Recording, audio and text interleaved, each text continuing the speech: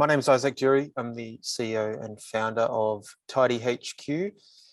Today we're talking about setting up your website with TidyHQ, why that's a good idea, why it may or may not be a good idea for you, and diving into a bunch of the functionality as to how you can set up your websites with TidyHQ.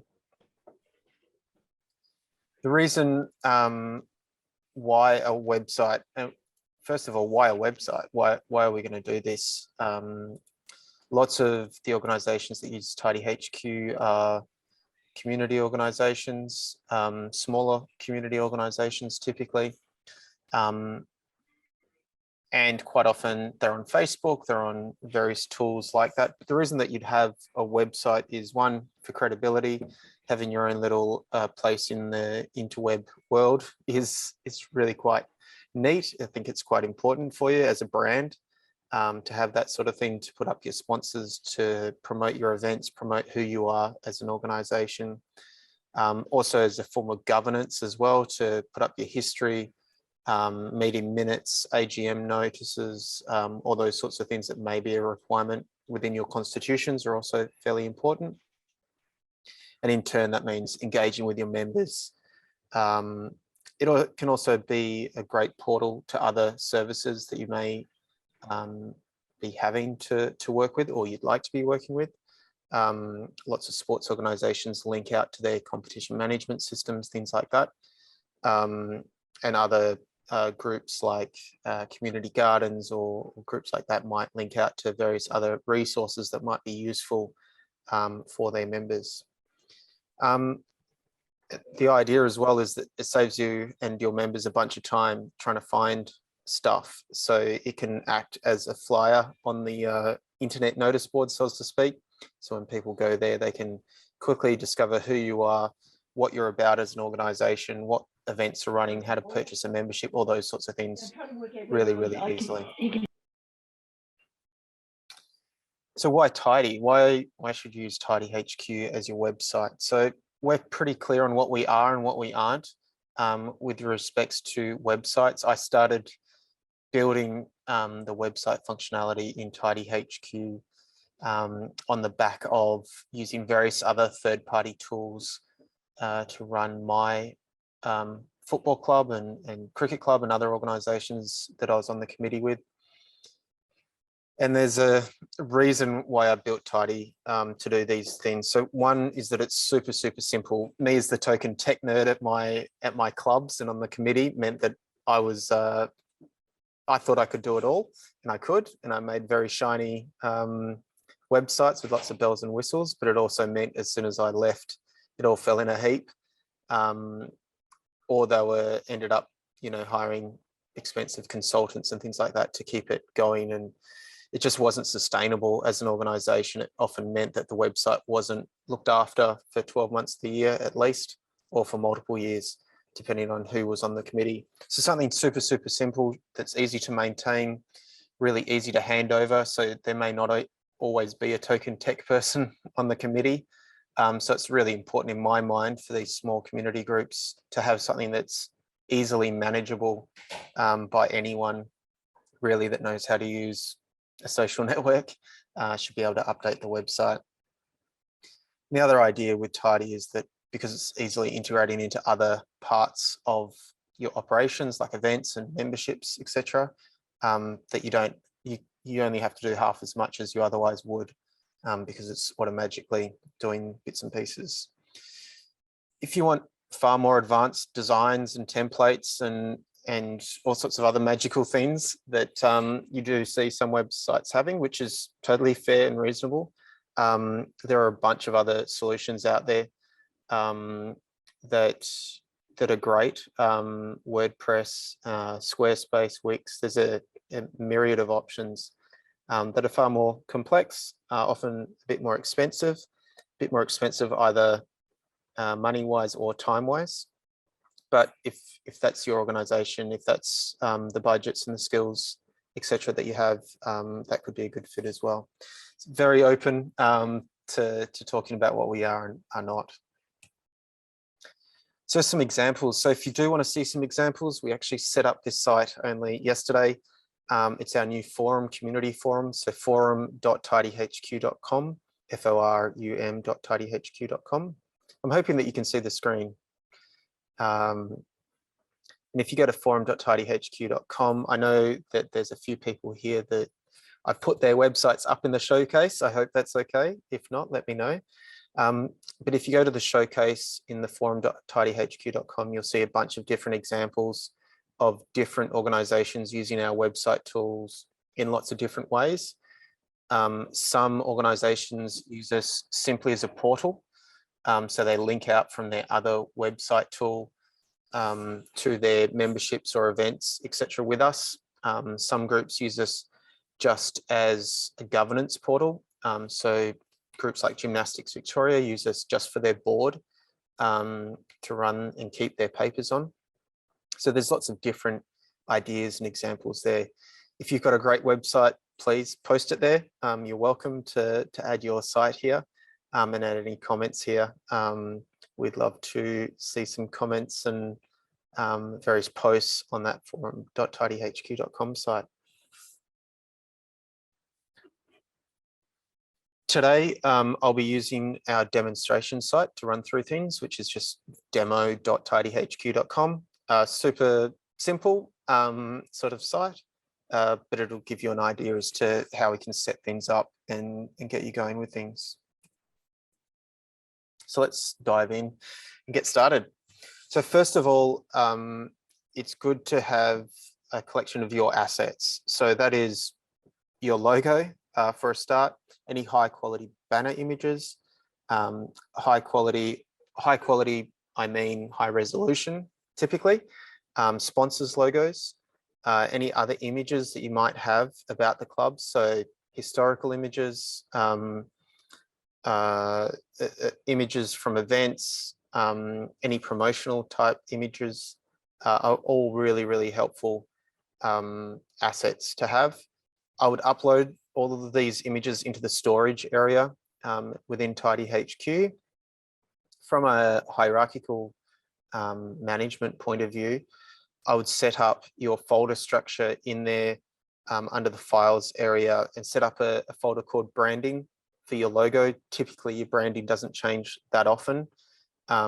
So set up a branding folder with a subfolder for logo and upload all your logos in there. Typically, you'll have a range of different logos. You'll have some wide horizontal logos. You'll have some square logos. Square logos are great for Twitter and Facebook. Horizontal logos can be good for YouTube, things like that. Any banners that you might have, again, banners are good for your TidyHQ homepage, but also things like your Facebook and YouTube channels, Twitter channels, etc. I'd also create with your naming conventions, a folder for the current year, 2022, and a subfolder for, say, sponsors, and put all your sponsors logos in there. I'd also set up a folder for functions and events, and upload any images that help you promote your events and things like that in there. So on and so forth. Obviously, each organization is different. You're going to have a different idea as to what sort of assets you want to have. But we see it a lot, especially with logos, surprisingly, given that it's usually your number one asset for the organization, that it's not being kept anywhere or it's a really low resolution. If you do have a really low resolution logo, it is an idea to get someone to upgrade your logo. And effectively, it's called redrawing the logo. And you can use sites like fiverr.com and get someone to redraw the logo so you have a really high quality logo. It is really quite important when it comes to your branding. Other resources that you can use for images and getting various assets created is canva.com. And another one for images is unsplash.com. And you can also upload. Unsplash.com is basically commercially free, high resolution, high quality images like stock photos, but a bit nicer.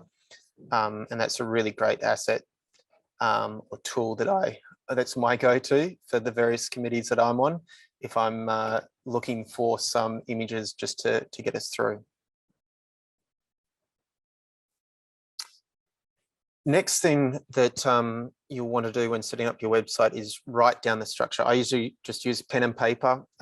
Quite often, if you've already got a website, you'll have an idea of the structure that you already want.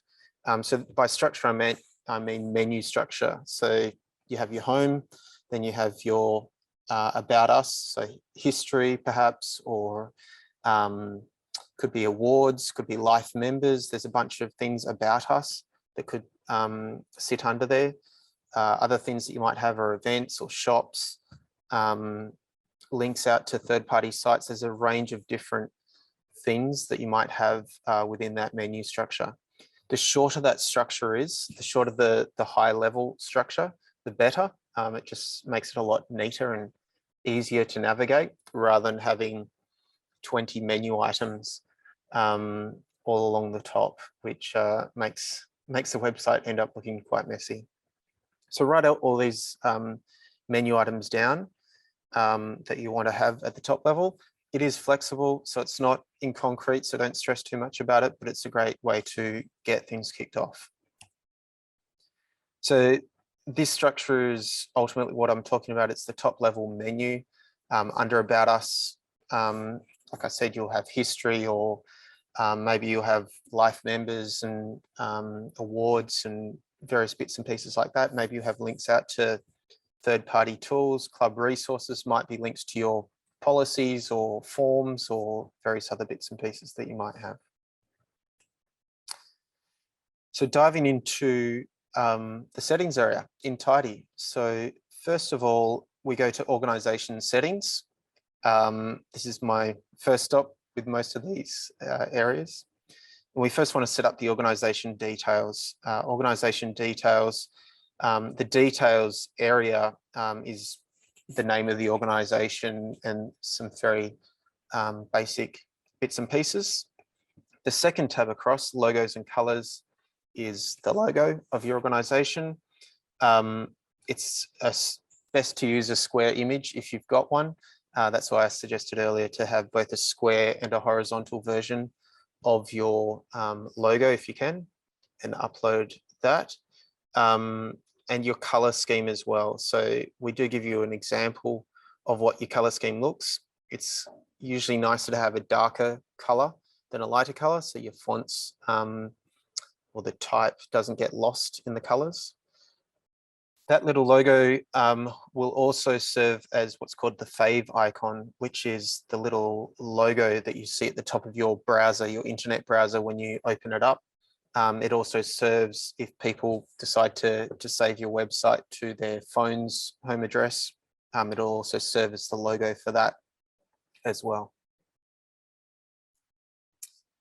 Second thing that you'd want to have hooked up is your payment settings. So have your payment gateway set up. So that's Stripe.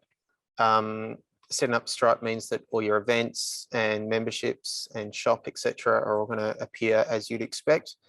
If your event tickets and your memberships, etc., aren't being illustrated as you'd expect, make sure that you've got your gateway set up. Free to set up, there's no cost if you don't use it. But if there's no way to accept payments, the system won't publish it. And finally is web page settings at the bottom here.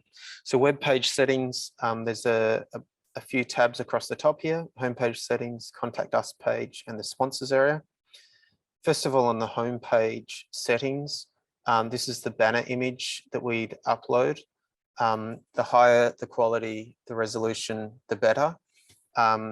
The image will naturally crop based on what kind of device is looking at the banner image. If you do choose to put on text, please be aware of that. It's worth testing because different types of resolution screens are going to crop the image differently. So if you're going to have text, just test that, or you want to have your text sort of towards the middle rather than on the edges of that banner image.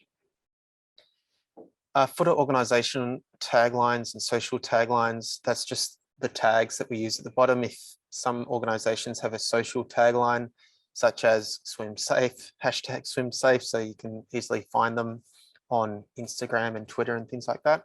Totally up to you if you want to have those on there. Information, so that is the main piece of text that you'll find under the banner image. And we'll go into how you can edit this in more detail.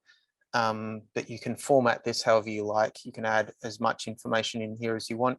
It will appear above or below the banner image and above the events on the home page, which I'll show you in a moment.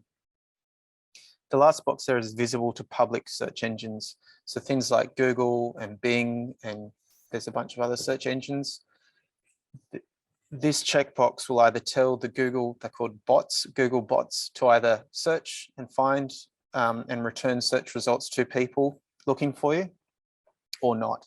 It'll tell them to go away, don't serve me up in your search results.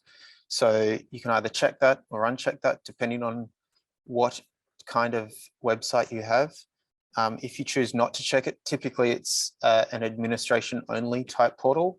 If you do want to have it clicked, it's typically because you want to be found via Google. If I type in Bondi Football Club in this example, I want this to come up first.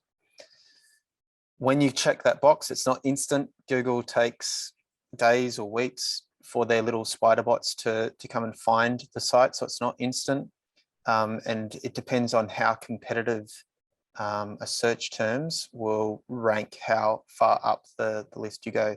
So for example, if I search Bondi, I dare say it's a fairly competitive market for that word. If I was to search Bondi Football Club, I'm more likely to get the result that I wanted.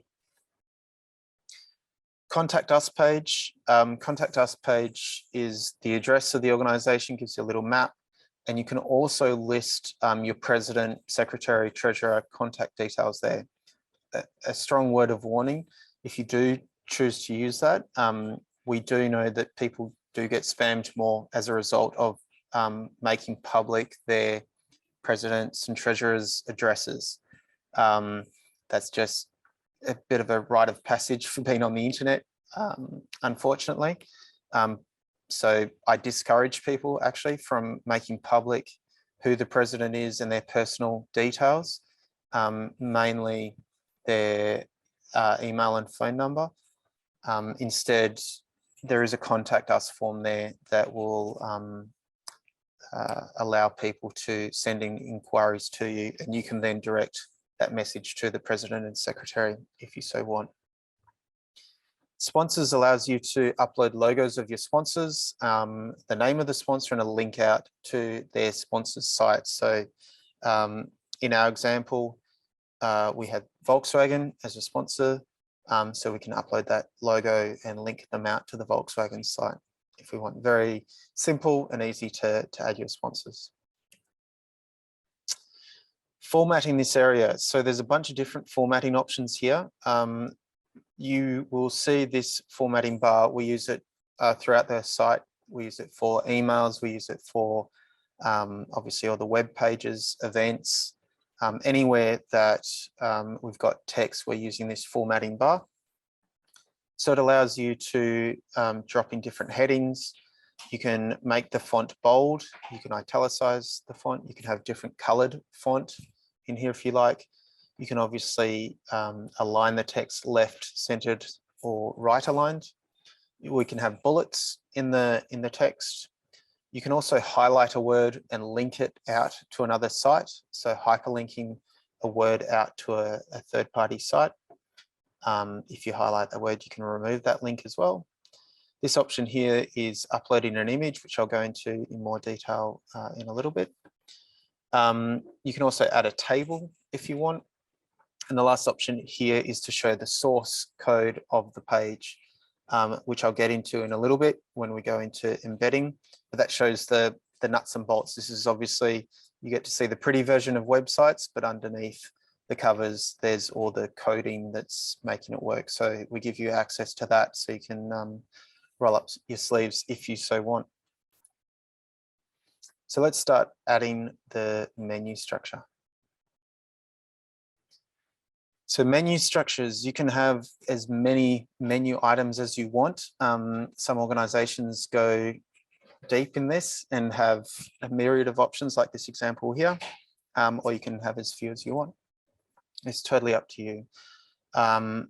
As you can see, we've got our top level headings here, and we've got all our pages underneath, and I'll get into the different what we call collections, pages, and external links. So first of all, a collection. So a new collection is a top level menu item. So that's about us in our example that we've been using. So that's a collection of pages or links that sit underneath that top level menu item or collection, as we call it. Next, we have a new page, which is a new web page. And finally, we have a new external link. A collection or a top level menu item at this point, so about us can't be a web page. It's just a collection underneath that. The reason that we've done it that way is mainly for people on mobile.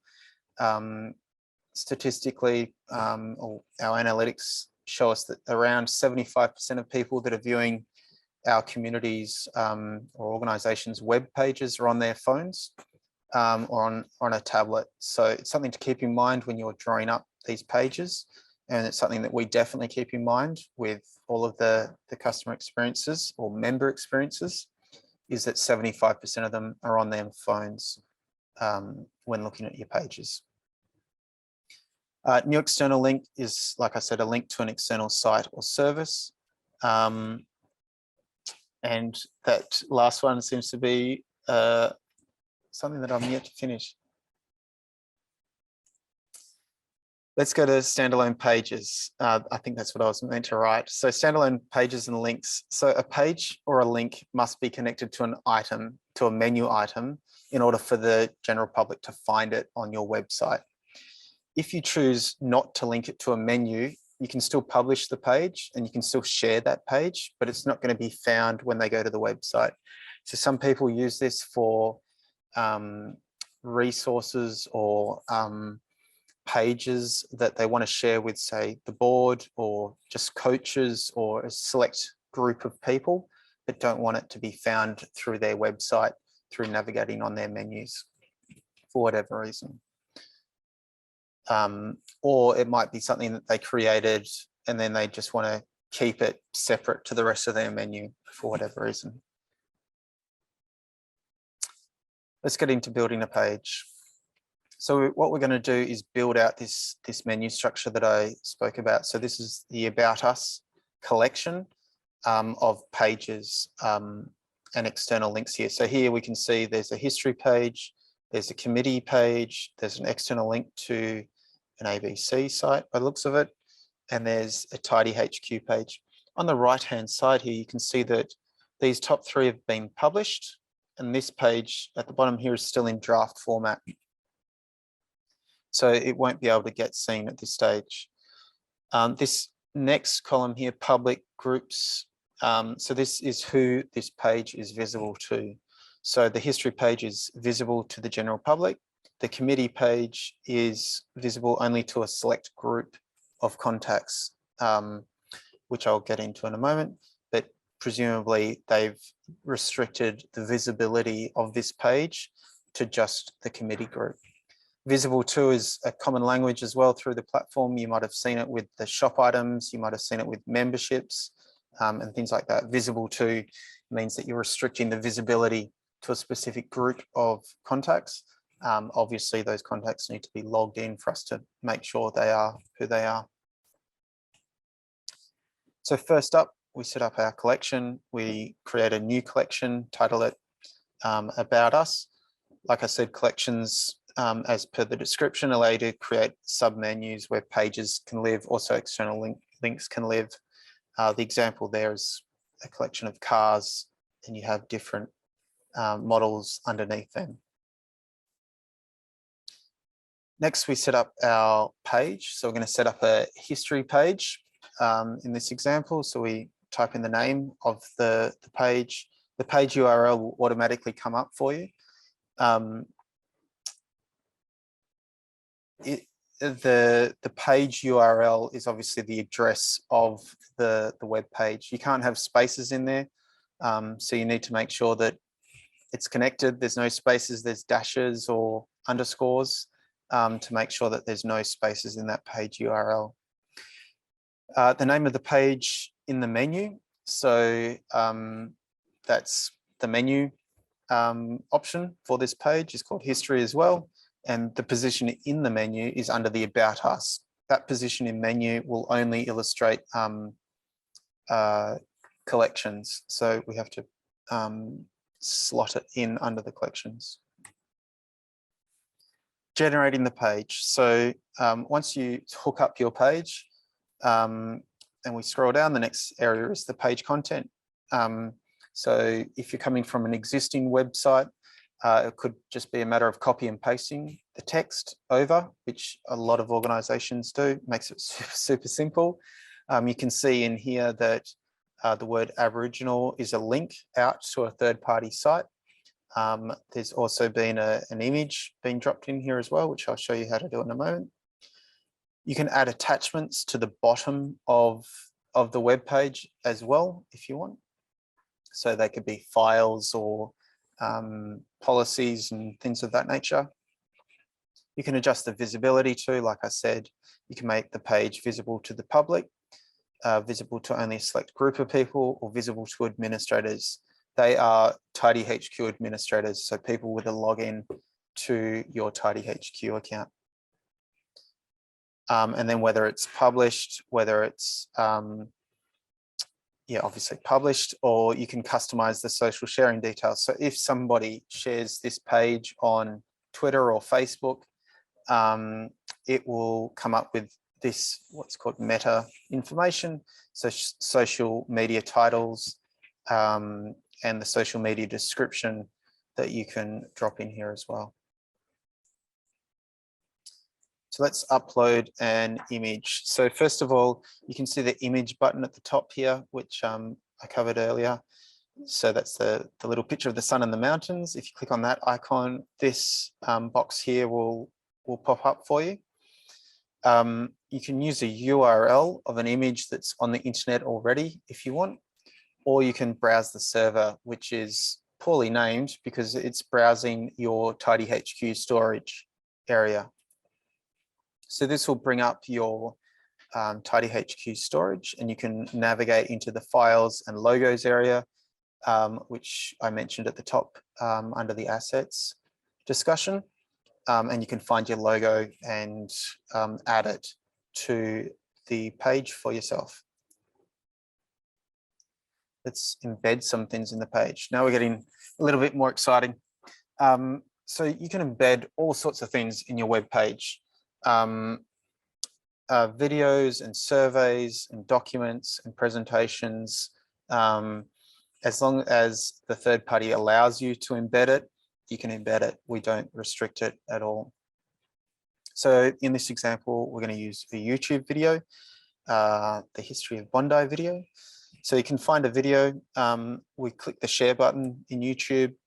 We see that there's an embed option here. If we click on the embed option, we'll get this information here from YouTube. If we copy and paste, or first of all, let's just copy this code here, which may look like a whole lot of gobbledygook for you, but this is what our system looks at, and then we'll pull back information from YouTube.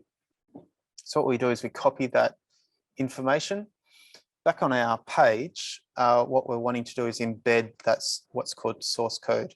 So if we clicked on the source code button, which is that button that I mentioned earlier, it says source. If I click on that, the first thing that I do actually is write in here in the page to make it really, really easy for myself. So here I just write in, this is where I want the video in caps. So it's really easy for me to find once I switch over to the source view.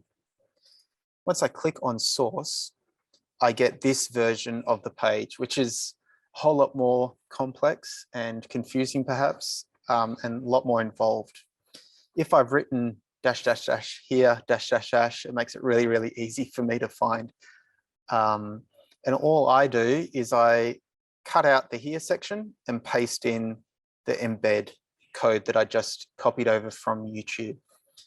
Once I've done that, depending on the third-party provider, in this case YouTube, it will either come up immediately or I'll have to save and publish the page for the result to be seen. In this case, because it's YouTube, the results shown instantly as soon as I hit the source button and flip back over to the normal view of the page. I get the video being shown as embedded into my page, which is really neat. So you can embed all sorts of things in here, like videos. Another example, another neat Australian company up in Sydney is campaignware.com. Campaignware has made it quite easy for you to run raffles and quizzes and things of that nature. So for this example, you can win a signed jersey. So you can go into the competition, you can purchase tickets to the competition through their system, and you can embed it. So again, they give you this embed code through their campaign, and it's just a matter of going into the source side of the page and pasting it into the page and hitting publish. And they get a result like this on a winner jersey page. So really, really easy to embed it. Another example is images. We often get requests. It's actually one of the most requested things on the feedback.tidyhq.com site, which is embedding a gallery into your web pages. There's a bunch of third-party services. A lot of organizations, because they already use Facebook, YouTube, Twitter, and most of them are using Instagram as well, especially obviously for photos. A really easy way to embed all of your Instagram gallery into your website is to use a service. Again, this is an Australian-based organization, curator.io. I could be a little bit parochial here by promoting all the Australian groups, but these guys are up in Sydney and are doing a great job. And if you use the promotional code TIDY, I think they're giving us 20% off for their service. Even their free tier is actually probably generous enough for most smaller community groups anyway. But curator.io lets you have a news feed of various social bits and pieces like Instagram, Facebook, Twitter. This example here on the right is from a skin diving club. And you can see they're pulling in posts from Facebook, Instagram.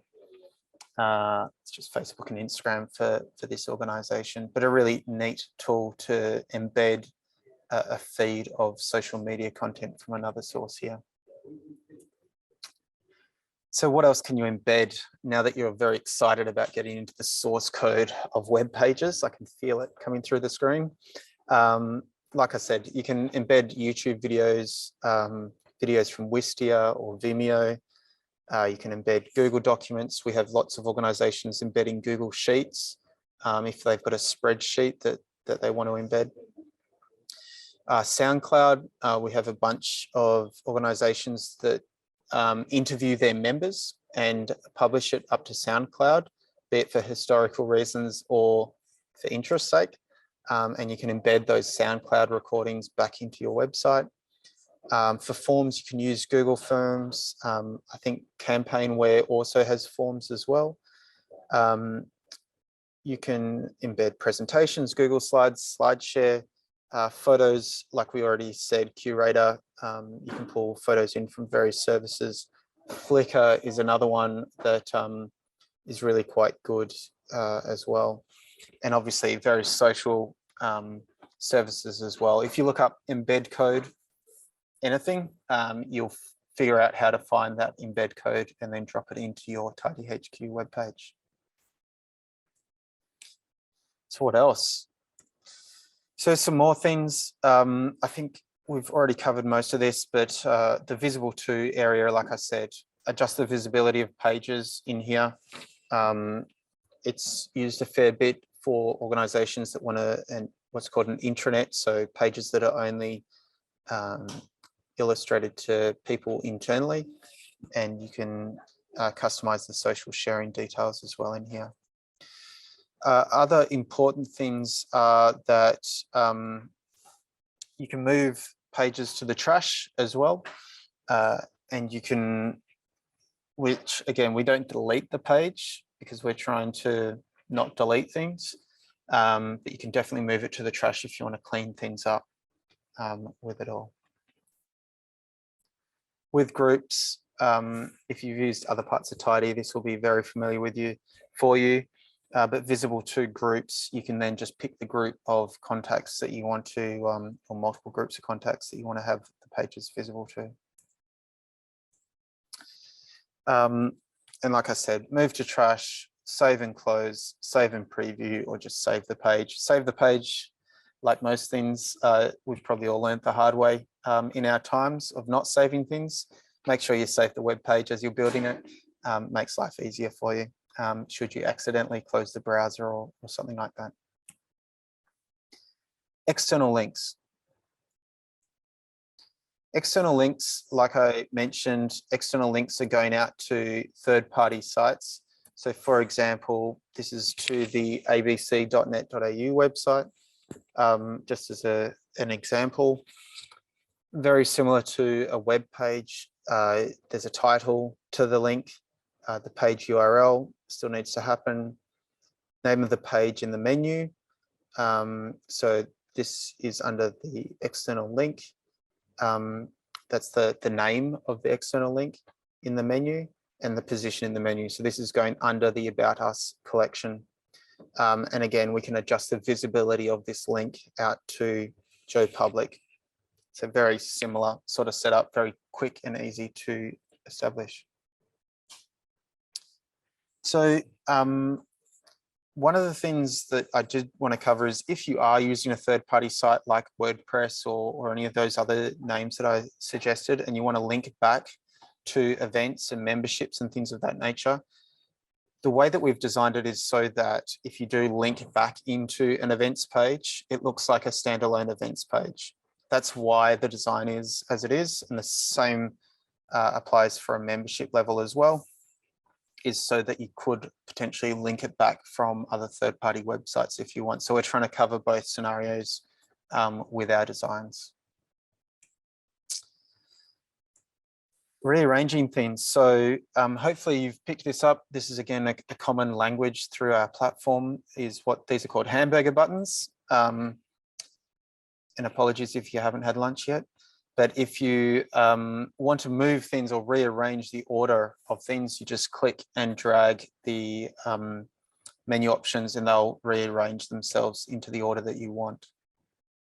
You won't be able to drag and drop them into other collections. For that, you'll have to change the name of the collection that it's under in order for it to then jump into another collection of it. Unfortunately, it's not that smart when it comes to moving.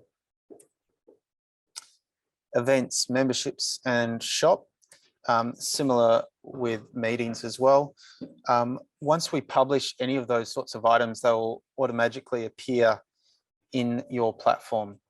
Obviously, they need to be visible to the public, or however you've set it up. You need to be aware of those visible to settings. You have to have the payment gateway Stripe connected in order for paid event tickets, paid memberships, etc. to appear. But you can rename these things. So if someone says, we don't do memberships, we do registrations, we don't do registrations, we do something else, you can rename these things from events to functions, etc.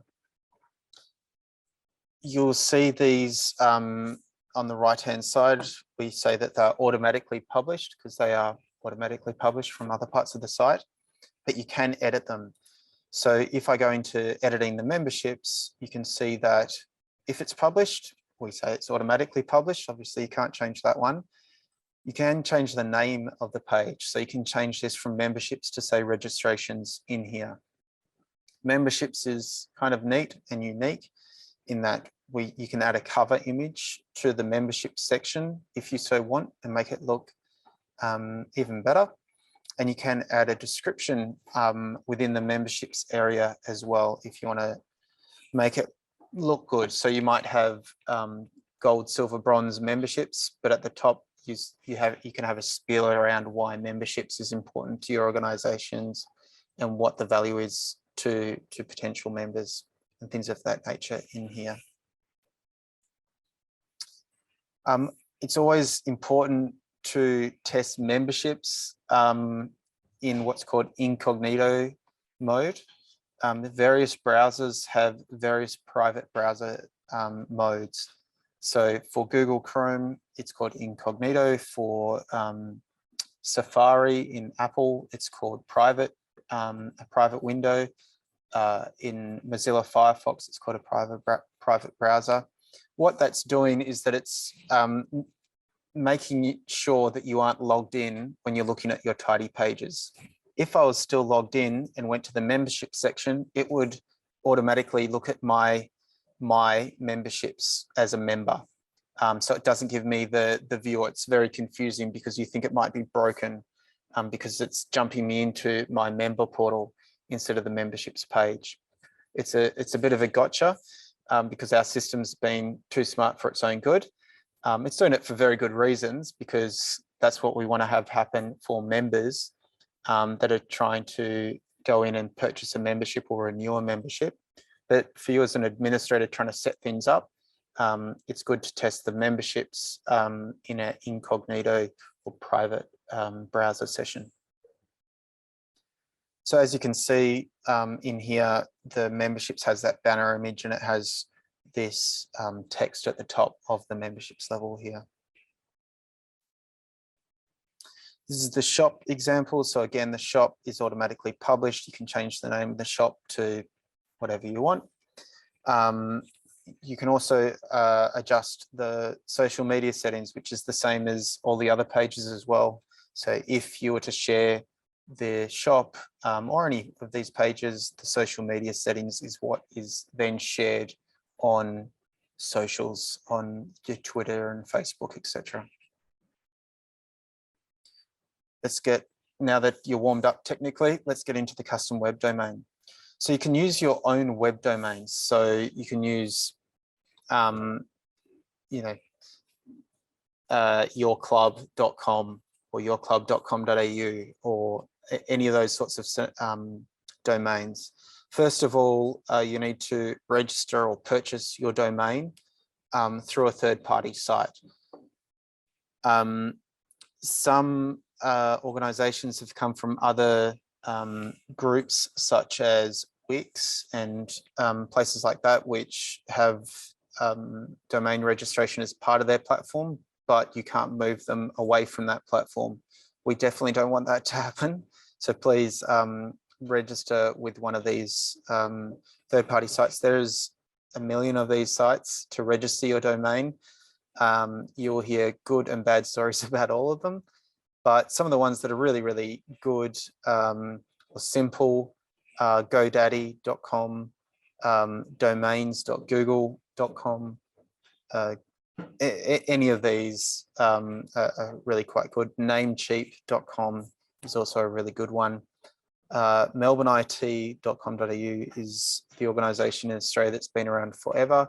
They are more expensive, but they are the gurus in Australia when it comes to domains. But it doesn't really matter where you're registering the domain as long as you write down where it's registered, because you will have to renew the purchase every 12 months or 36 months, however long you purchase it for. So it's important that you keep a record as to where the domain is registered somewhere, because it's a common one as to we don't know where our domain is registered. So please keep a track of where that domain is registered for future versions of yourself in the committee. So when you come to set up your domains, usually there'll be two records you want to set up for your domain. So most organizations want a www.myclub.com with the www and myclub.com without the www separately, because in domains world, they're considered as two very separate domains. Some organizations choose to use another subdomain, so they might call it admin.myclub.com. That is just an extension of the www here. I won't get into that today. So these two separate records that you need to set up, one's called an A record and the other's called a CNAME record. An A record is if you're just using myclub.com, which is everyone really. For that, you go into your domain and you establish a new A record. And then within that A record, you just point it to these sets of numbers here, which is what's called an IP address. So set up the A record, you point it to 52.64.108.180. That number there will be different. You can find these numbers within the custom web domain app within your TidyHQ account. So the instructions, your explicit instructions, will be within the settings area of the custom web domain app within your platform. The second record that you want to set up is called a CNAME record. So that's when we're connecting a subdomain such as myclub.example.com or www.example.com. And so you'll need to set up a CNAME record for this and point it to domains.tidyhq.com. For all of these domain registries, they're all a little bit different, just to confuse you that little bit more today. But if you do a quick search or you ask their help or search their support articles, they'll all tell you how to set up a CNAME record and an A record. So it should be fairly straightforward to set up that A record and point it to the IP, and the CNAME record and point it to domains.tidyhq.com. Once you've set that up, it's usually fairly quick for it to start pointing, but it can take up to 24 hours for the domain to start moving through. Mobile ready. So all of our websites are mobile ready out of the box. So they'll dynamically change shape and morph depending on whether you're looking from a tablet or a mobile phone or on the desktop. So there's nothing that you need to do to make those changes. The menu will dynamically change, so it makes it easier for you to do it. And that wraps it all up. Make sure we're having fun out there.